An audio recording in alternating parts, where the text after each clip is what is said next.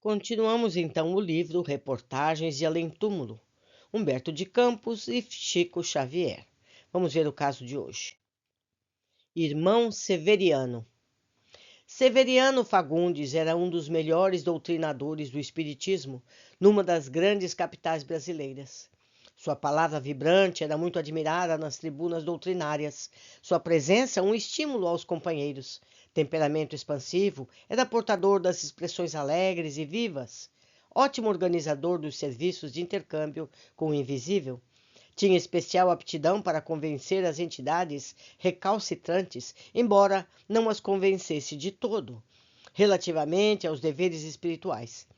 Sabia elucidar os médiuns, formar as sessões práticas, transmitir verbalmente os ensinamentos recebidos. Surgiam obsidiados? Lá estava o Severiano combatendo os agentes da discórdia, esclarecendo obsessores infelizes. Entretanto, o poderoso doutrinador, além de profundamente arbitrário em seus modos de agir, parecia comprazer-se em certas irregularidades da vida. Se algum companheiro se aproximava prudentemente e lhe falava dos perigos de semelhante situação poderia acarretar, Severiano dava de ombros e interrogava: Ora, mas que tem isso? São futilidades da existência humana. A verdade é que nunca me viram faltar aos deveres para com a doutrina. Compareço pontualmente às reuniões, não me furto ao trabalho de esclarecimento aos irmãos perturbados, nem me nego ao concurso fraternal nas atividades mais pesadas do nosso grupo. E a vida passa. O nosso amigo tinha os seus casos tristes, suas situações escabrosas, mas continuava impávido no arrojo da pregação. Não faltava as sessões, mas esquecia a família, doutrinava os espíritos mais cruéis. Entretanto, alegava não tolerar a esposa que Deus lhe havia confiado, porque não pudera compreender o espiritismo à sua maneira. Preparava bem os médiuns, contudo, não se interessava pelos filhos como deveria. E era um companheiro valente, o Severiano. Sabia animar, corrigir, resolver problemas difíceis, lançar incentivos eficazes. Os anos passaram. Sobre o quadro de seus serviços, o ardoroso doutrinador foi chamado à esfera espiritual.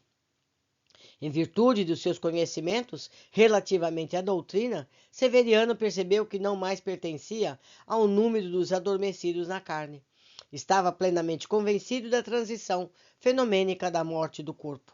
No entanto, como no plano invisível cada criatura somente poderá ver a luz através do que ele mesmo acendeu na própria alma, o grande propagandista dos princípios doutrinários, com imensa surpresa, não encontrou os amigos espirituais com que contava, não obstante o esforço de todos em seu favor.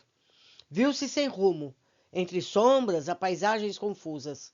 Ao contrário de suas ilusões, no período de atividades que lhe antecedera ao desprendimento do mundo, começou a refletir mais seriamente na vida particular que a esponja do tempo havia absorvido. Revia agora os mínimos detalhes das ocorrências pequeninas.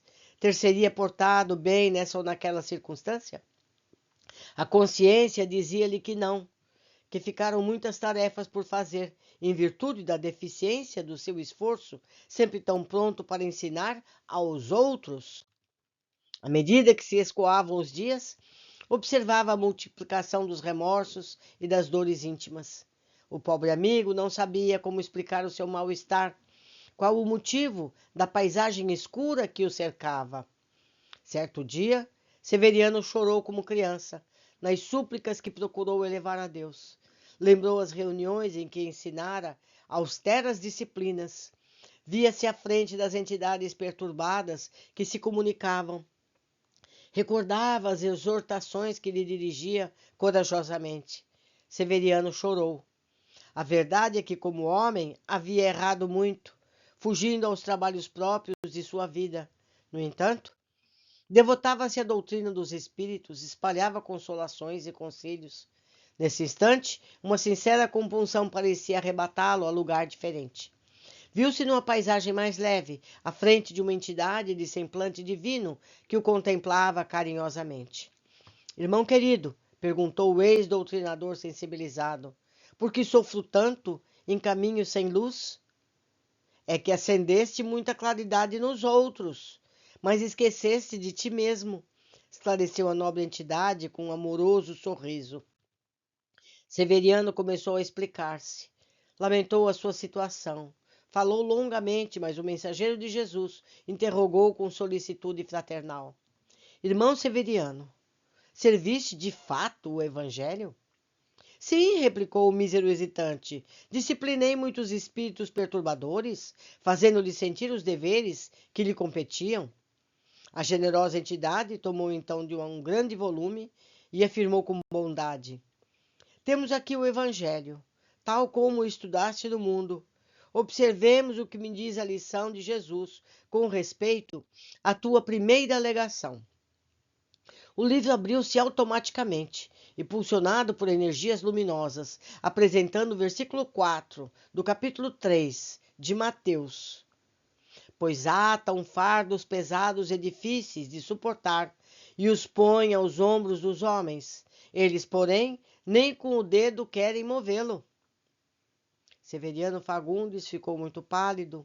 Recordou instintivamente tudo o que deixara de fazer no círculo das suas obrigações justas.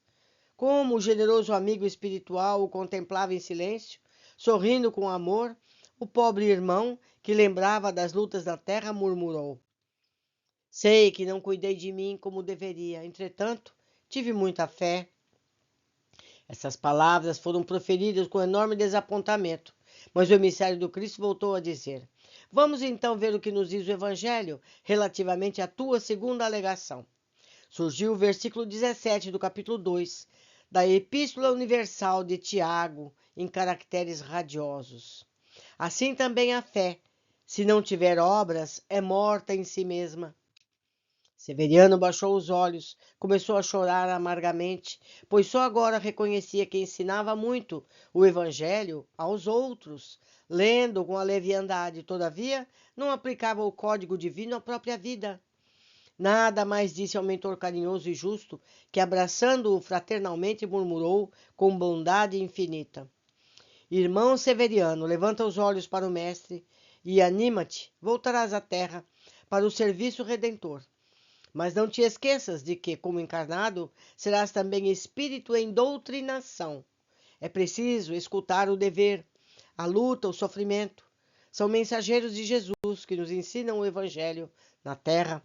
Precisamos ser canal da verdade para os outros, mas não é só, porque é indispensável sejamos canais e reservatórios ao mesmo tempo, a fim de que, como discípulos de um mestre tão rico de sabedoria e amor, não venhamos a sucumbir pela miséria própria. A generosa entidade continuou a exaltar a beleza das obrigações cumpridas e, cheio de lágrimas e esperanças novas, Severiano Fagundes começou a preparar-se para recomeçar a lição na vida humana. Meus amigos, ser espírita implica em praticar o evangelho no dia a dia. Se temos uma família, é a ela que devemos primeiro entender as necessidades e os deveres.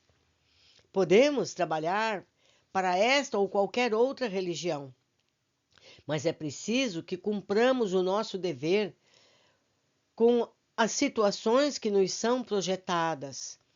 Temos um filho problema? Temos pais deficientes? Temos uma esposa que nos obriga a determinados comportamentos? Não serão essas as oportunidades de crescimento e entendimento que nós mesmos solicitamos antes de chegarmos aqui? Vamos pensar nisso. Vamos cumprir os nossos deveres. Vamos praticar para poder ensinar. Vamos dar exemplos de evangelho, mais do que palavras. Por hoje ficamos aqui e vamos meditar sobre tudo que vimos sobre a vida do Severino. Abraços, até a próxima.